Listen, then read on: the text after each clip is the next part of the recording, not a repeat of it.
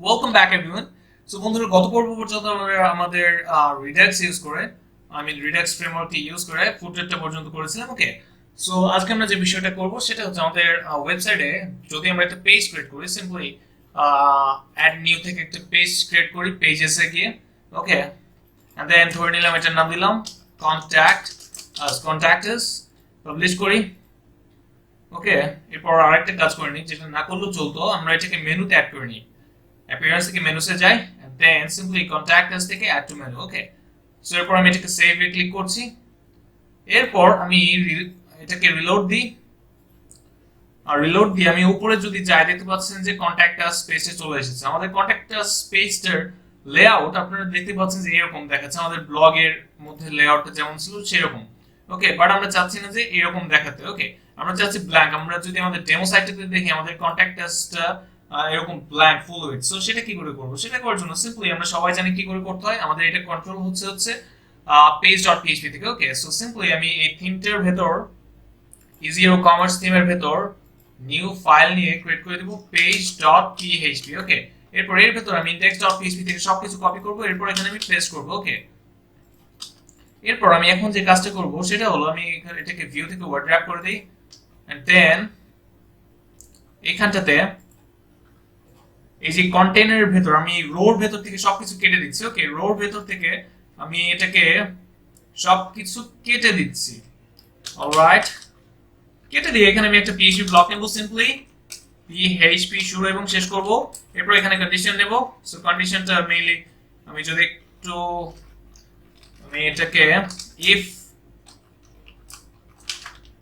And then else, যদিও আমাদের ওয়ার্ডপ্রেসে এইভাবে নেব না, সো আমি এখানে এইভাবে নেব। ওকে, সো এর ভেতর আমি কন্ডিশন দিচ্ছি have underscore post. Okay, so দেখতে পাচ্ছেন যে চলে এসেছে আমাদের এটা। সো আমি একটা কাজ করি, এটাকে এখান থেকে কেটে দিই, কেটে দিলাম। ওকে, মেইনলি এইভাবে আমরা এটা নিয়ে কাজ করব না বন্ধুরা, আমরা এটা এইভাবে নিব, আমরা যে এন্ড ইফ এন্ড হোয়াইল ওইভাবে নিব। Okay, so if have underscore post, so এরপর ইফ হ্যাভ পোস্ট, এরপর আমাদের while and then এর ভিতরে have underscore post and then এর ভিতর থেকে the underscore post and then এখানে আমি দিয়ে দিব the content, আমাদের যে কন্টেন্ট গুলো থাকবে সেগুলো শো করবে কন্টেন্ট। আমি এখান থেকে ভেতরে কোনো প্যারামিটার দেব না, সো কোনো কিছু পাস করব না, আমি এগুলোকে কেটে দিচ্ছি।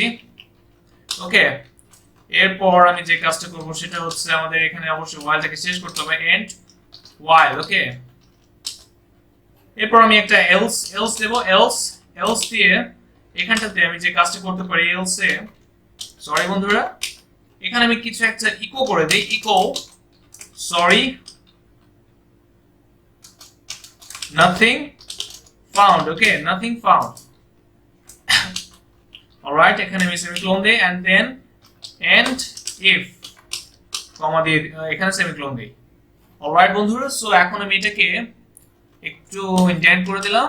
এরপর আমি যদি এটাকে যদি আমাদের কন্টাক্ট স্পেসটাকে যদি রিলোড দেই, বন্ধুরা দেখতে পাবেন যে এটা কিন্তু আমাদের ফুল উইথ পেজ। ওকে, সো এখানে যদি এখন আমরা কোনো কিছু যদি কপি পেস্ট পেজেসে যাই, পেজেসে গিয়ে যদি আমাদের কন্টাক্ট স্পেসটাকে যদি এডিট করি, কন্টাক্ট এসে ক্লিক করি, এন্ড দেন যে কাজটা করব এখানে আমি এডিট করব। সো সিম্পলি দেন ধরে নিন এখানে একটা হেডিং দিলাম, heading this is the contact us page. Okay, দিয়ে আমি এটাকে আপডেট দিলাম, এন্ড দেন এখন যদি এটাকে আমি রিলোড দিই, দেখতে পাচ্ছেন যে এটা কাজ করছে। ওকে, সো ইনশাআল্লাহ আপনারা বুঝতে পেরেছেন যে এটা কিভাবে কাজ করছে page.php। আপনারা এটা এমনিতেই পারতেন, যেহেতু আমরা আগের থিমেও দেখেছি।